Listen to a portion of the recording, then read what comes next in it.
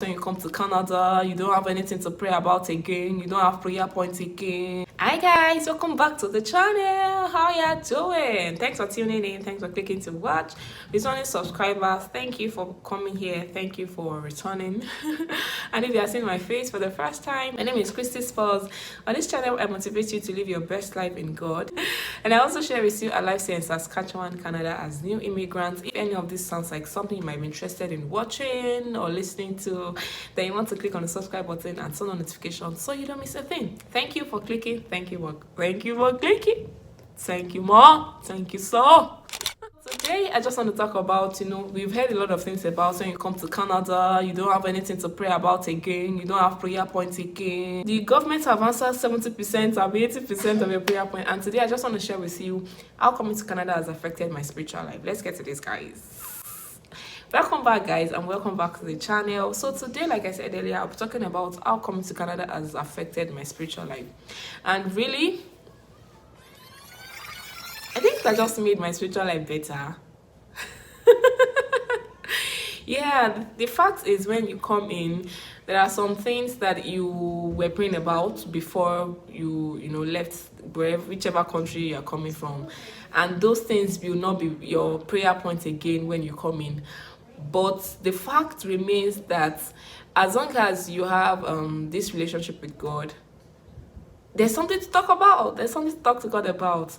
And this, coming to Canada and not having anything to pray about might be because all your prayer point to God before you came to Canada has always been request, has always been Baba she all over she yeah she and now you feel like Baba has she, so there's nothing to talk to Baba about again.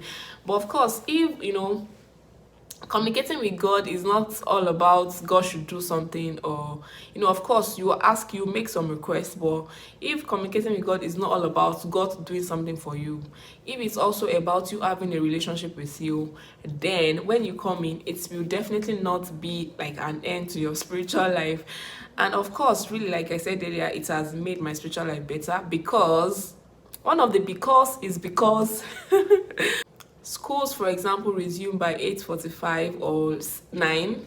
Students are expected to be in school by 9. Like 9 is the resumption time, as against Nigeria, where you have to be, you can be in school by 7:10 or be 7:30, and you have to be on the assembly ground by before 8 o'clock, or else you are late and all that. So in fact, in the mornings I have more time to actually do my studies, do my prayers. And of course, I wouldn't have anything to study or pray if it's not something I've been used to before I left Nigeria. And this is not to say that I've not had days when I felt like, oh, can we not just pray today? Can we not just have this communication today? There are days I felt like that, and it was not in any way because I don't have prayer points. It was sometimes because I had weakness in my body, like physically. Or of course, there are times you feel like low even in your spiritual life. It's not just because you don't have something to pray about, or because you don't feel like there's a reason for communication. It's just because, of course, such things happen. And it has happened since, like, in my 2 months of being here, I've had both times of physical weakness in my body, and I've also had times of spiritual downtime when I felt like, can we not just pray yesterday, and that yesterday prayer will work for the whole week? Can one day prayer not be enough for the whole month? And so in no way has coming here affected my spiritual life. No, that's wrong. In fact, it has affected it for the better. It has made it better. And so today I just want to add some of the things I do in those times of spiritual downtime, of physical weakness, that has helped me to come out. And the first thing on my list, the first thing that helps me in those times is I listen to music. Don't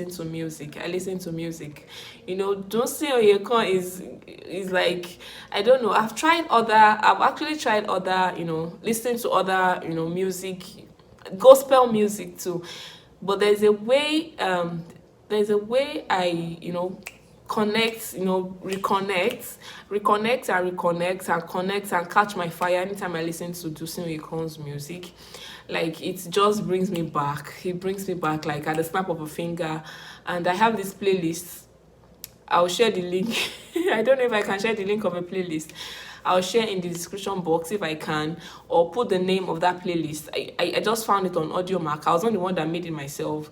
I just found it on Audiomack, and it's been a blessing to my life. It is all Dunsin Oyekan song, and it's, you know, just helps me to get back, you know, and as fast as I can. And that has been like and I think it's just because I'm so used to, you know, I'm so used to being in God's presence whenever, however, that not being there makes me feel awkward. Like I feel like I've not prayed today. I'll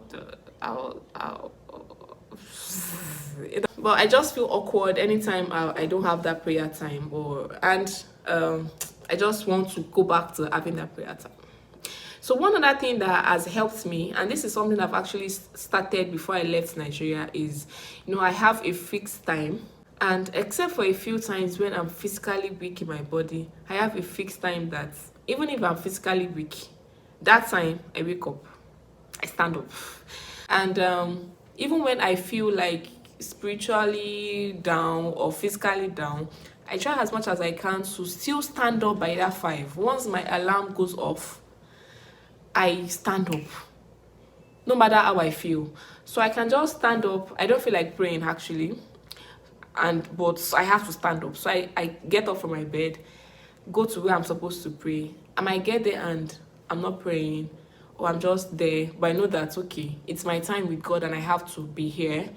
And sometimes in those times when I don't know what to pray about, it happens. I don't know. I am not superhuman. I am not apostle somebody. There are times I don't know what to pray about. There are times I don't feel like that connection. And so in those times, I let my music come on. And like I said, that helps me connect. And another thing is, I have these plans I use on YouVersion. YouVersion, shout out to YouVersion Bible app. That app has, you know, helped me in a lot of ways, and one of the ways is that it's helping me, you know, finish up reading the Bible in 1 year. It's helping me finish up reading the Bible in 1 year. And I started that in the middle of, was it like in the middle? Not in the middle. I started that, you know, I think in February or thereabouts of last year. Like even if I don't, it's not compulsory to start in January and finish in December. So that helps me. Like I was not trying to bind myself to it has to be January 1st to December 31st.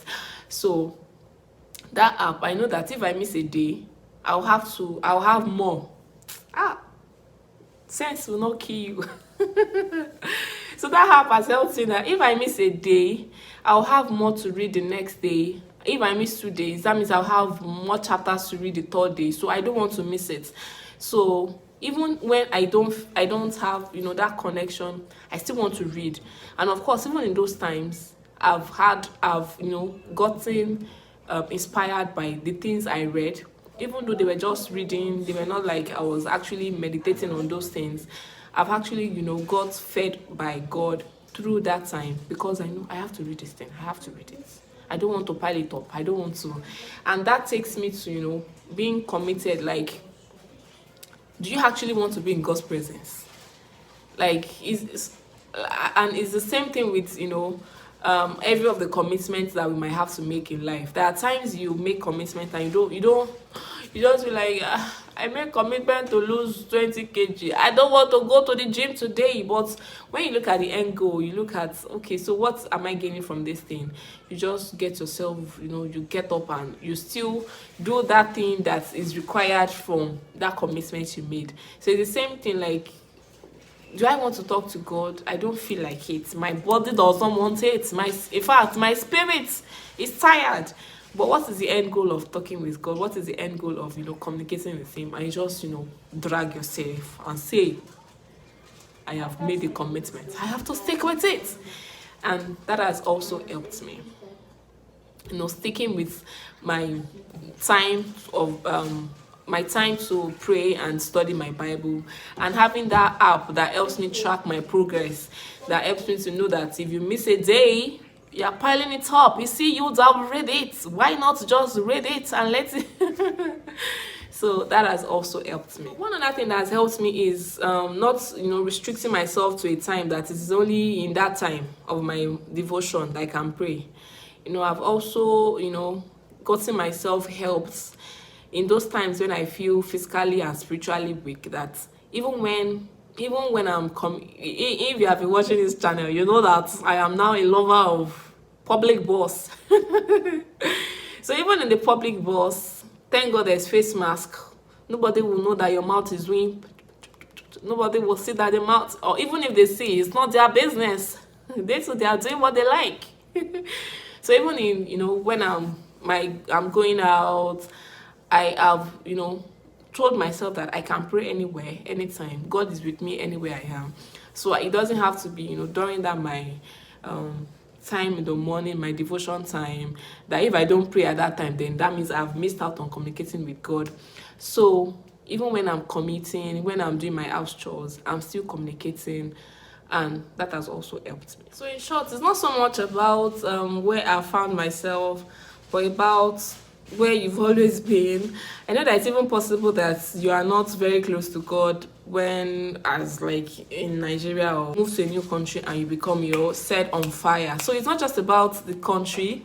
We have other things that have made life easier, but that doesn't mean that we don't have things to talk to God about. It doesn't mean that all our requests have been answered. Of course, that some requests have been answered, and that's just the way life is. Some requests are answered, as some requests are answered, some are rearing up their head. So you don't want to say, well, I mean, the country where the government provides everything, so I don't need to talk to God about it. So it's not basically about where you have found yourself. It's just about who you are. Like, what are the things you've been used to doing before you left the country where you are, or before you left, what are the things you've been used. And it's the same thing with New Year resolutions. It's not just about a new year has started. It's about what have you been doing before, or what are the things you actually are committed to ensuring that you improve on. And before you know it, if it is something you are committed to improving on, it doesn't matter where you are. It doesn't matter whether it is a new year, a bit is a middle year, a bit is the end of the year. You just discover that you are committed to saying that this thing works out, and you actually put in the work to ensure that it works out. So that is how coming to Canada has affected my spiritual life. Thanks for watching till this point, guys. Thank you for being here. I appreciate you so much. I hope you were able to gain one or two things or something, or you enjoyed watching this video at all. If you did, click on the like button, and in case you have not subscribed to the channel, please click on the subscribe button. It is the place to be. This place is the place to Thank you for watching. Thank you for being here. Till we see in the next video. Have a beautiful have a beautiful life, guys. Bye.